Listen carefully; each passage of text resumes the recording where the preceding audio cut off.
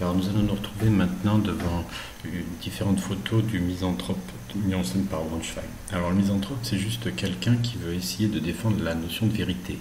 Et en fait, Braunschweig, à travers son plateau, va essayer de travailler sur cette notion de vérité. Vous apercevez que l'élément principal du décor est un miroir. On y voit s'y refléter le public.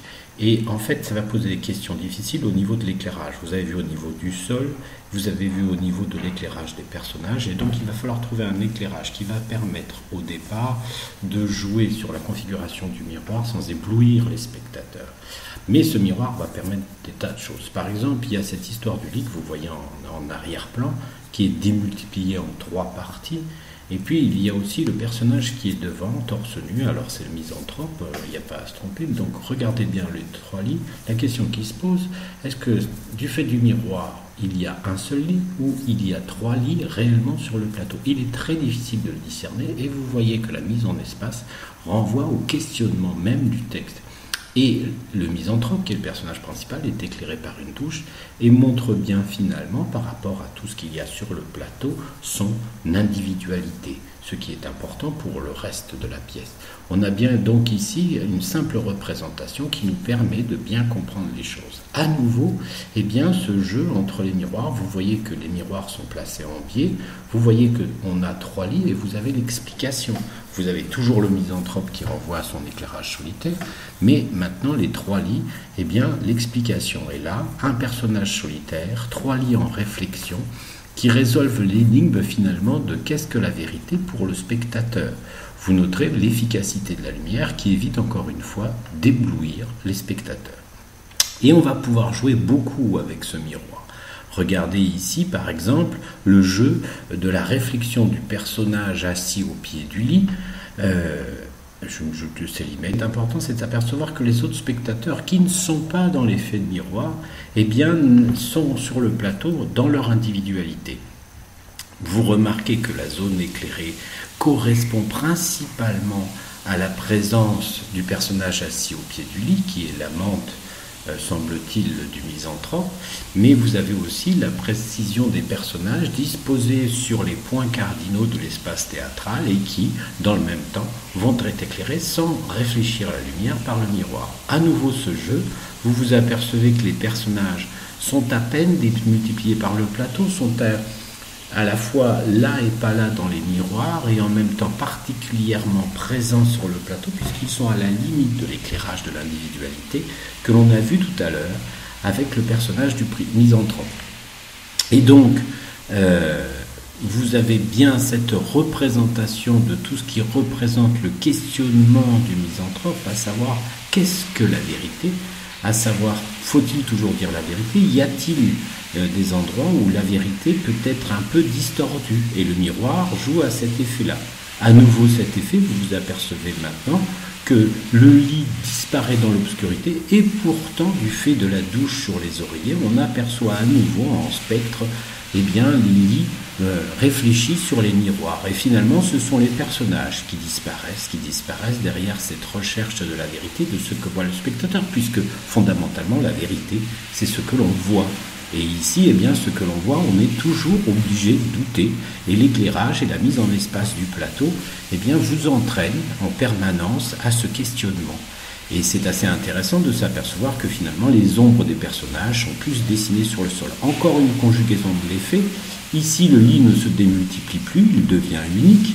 Et vous avez les 2 personnages au centre de l'auréole lumineuse, au bord de l'auréole lumineuse, et qui se regarde avec le lit qui fait finalement un 3e personnage, puisqu'il s'agit encore une fois d'une scène de séduction entre le personnage féminin et le personnage masculin, et le lit placé eh bien, au centre, au sommet de ce triangle. À nouveau, l'effet de lumière nous renvoie à la situation de la scène, l'effet d'espace lui aussi, puisque ce n'est pas un 3e personnage qui est dans l'image, c'est un lit, et qui renvoie évidemment à l'intimité du couple. Alors nous allons bientôt passer à d'autres images. Voilà, ici nous voyons à nouveau bien nos deux précédents personnages, mais vous vous apercevez bien qu'on a une démultiplication des personnages. On a un troisième personnage qui est debout, celui qui est réellement amoureux de la dame en rouge. On a les deux chaises qui n'apparaissent pas dans le miroir, et ce qui apparaît dans le miroir, c'est celle que le misanthrope aime et dont il croit être aimé. Et vous vous apercevez qu'une fois encore, on est à la recherche de la représentation de la vérité. C'est quelque chose d'assez mystérieux. On a à la fois ce que l'on voit, ce qui est réel, mais en même temps ce qui est réfléchi. Retour ici à l'unité de la vérité, puisque les miroirs ont disparu, la réflexion des lits ont disparu, et on a notre couple en position quasi intime sur le lit, et finalement on arrive à cette unité, à cette vérité, comme si tout d'un coup ce que l'on voyait était réellement au centre de l'éclairage et du plateau, et qu'il n'y avait pas à le déconsidérer. Scène d'autant plus intéressante qu'on verra à la suite du texte que ce n'est pas aussi simple. Est-ce que réellement la femme aime l'homme? Est-ce qu'elle n'aime pas plusieurs hommes? C'est très compliqué pour elle, puisque c'est un vrai personnage de cour qui cherche à plaire à tout le monde et qui n'est jamais vraiment sûr et qui ne laisse jamais vraiment de sûreté à ce qu'elle est. Ici, changement au niveau du plateau. Les biais s'ouvrent beaucoup plus et vous avez réellement quelque chose qui renvoie vers la notion de destin, la notion d'infini. Vous avez ces deux miroirs qui sont réellement en biais, et ce qui fait que l'on va pouvoir jouer sur la réflexion. Le misanthrope ici du côté court, c'est-à-dire à votre droite, se regarde dans le miroir. On le voit de profil pour le public et on le voit de face dans le miroir. Vous voyez ce jeu de l'espace et de la configuration de ce que l'on voit, mais aussi au niveau des éclairages, on va jouer sur ce qui est clair. Ce n'est pas le dessus, c'est le dessous. C'est la réflexion de la lumière sur le sol qui va pouvoir créer cette brume lumineuse sur les miroirs et éviter par la réflexion sur le sol la réflexion dans les miroirs qui pourrait éblouir les spectateurs et gêner finalement la lecture. C'est assez intéressant de voir que le régisseur lumière a beaucoup travaillé sur cet espace lumineux. On a aussi l'effet de perspective qui nous amène obligatoirement à regarder vers le fond centre de la scène qui est dans l'obscurité et qui laisse entendre que finalement, plus on avance, plus on disparaît. On est soumis à la destinée du néant. Ce qui renvoie quelque part encore à la problématique même que peut poser le texte du Misanthrope de Molière. Et enfin, on va regarder une dernière image par rapport à ce plateau. J'attends qu'elle vienne. La voilà. Vous vous apercevez que finalement le plateau est divisé en deux parts inégales. La partie lumineuse est beaucoup plus petite que la partie obscure. Et finalement, cela aussi devient intéressant par rapport à la lecture de la scène, puisque cela voudrait dire que ce qui est de l'ordre de la vérité est quelque chose d'infime par rapport à tout ce qui existe. Est-ce que cela renvoie à l'idée de la grotte de Socrate qui dit que les hommes qui croient voir la vérité ne voient que des ombres sur la paroi de la caverne, peut-être. Mais en tout cas, ce qui est intéressant, c'est qu'on s'aperçoit que tant l'espace que la lumière vous donnent des signes.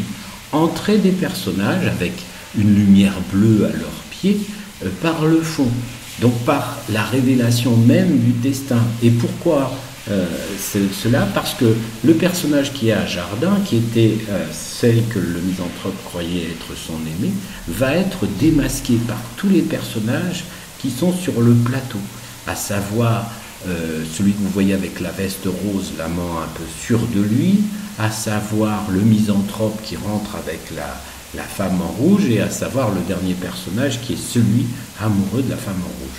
Et vous voyez que maintenant, la disposition de l'espace va permettre d'un côté de rassembler les personnages qui vont démasquer le personnage en robe rouge, et par contre le personnage en robe rouge va se démultiplier sur le miroir, laissant apparaître finalement par l'image déjà la multiplicité de ses facettes, la multiplicité de ses visages qui seront dévoilés tout au cours de cet acte et qui vont permettre finalement au spectateur d'avoir déjà par le visuel un aperçu de sa difficile vérité. Vous vous apercevez ici, c'est très clair, il y a deux espaces, un espace à Jardin, c'est-à-dire à votre gauche dans la position du public, un espace à cour. L'espace à Jardin fait sur le plateau avec la douche, la lumière qui tombe sur le personnage, une sorte d'unité visuelle sûre, mais une démultiplication réfléchie dans les miroirs. À l'inverse, vous vous apercevez que la multiplication des personnages à court, eh bien, ne sont pas autant réfléchis qu'en miroir. Ici, j'ai voulu insister par l'image, eh bien, sur cette vision de cette démultiplication des vérités du personnage dont le misanthrope croyait être amoureux.